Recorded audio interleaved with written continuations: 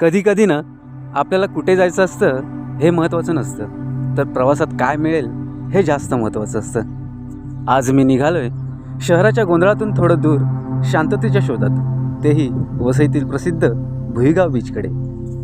रस्त्याने जाताना दोन्ही बाजूंना पसरलेल्या नारळी सुपारीच्या बागा, केळीच्या हिरव्यागार शेतातून येणारी थंड हवा आणि उंच उंच नारळाची झाडं जणू आकाशाला स्पर्श करतायत की काय असा भास होतो.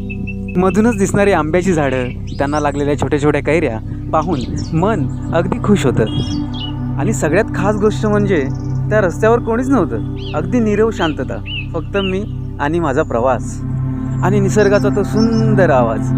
त्या शांततेत माझं माझ्या मनाशीच खूप सारं बोलणं झालं. आणि मग अचानक समोर दिसतो तो अथांग समुद्र. लाटा येतात आणि परत जातात, जणू काय ते आपल्याला सांगत असतात की काही गोष्टी सोडून द्यायच्या असतात. या वाळूत चालताना असं वाटतं की आयुष्य थोडंसं स्लो झालं आहे. ना घाई ना टेन्शन, फक्त मी आणि हा समुद्र. सूर्य हळूहळू मावळतो आणि त्यासोबत मनातले सगळे गोंधळही शांत होत जातात. कधी कधी ना स्वतःला शोधण्यासाठी अशा एका शांत ठिकाणी येणं खूप गरजेचं असतं. भुईगाव बीच फक्त एक ठिकाण नाही, तर हा एक अनुभव आहे.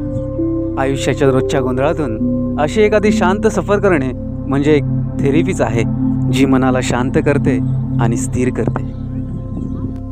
आजचा मोनोब्लॉग तुम्हाला कसा वाटला ते मला कमेंट करून नक्की कळवा.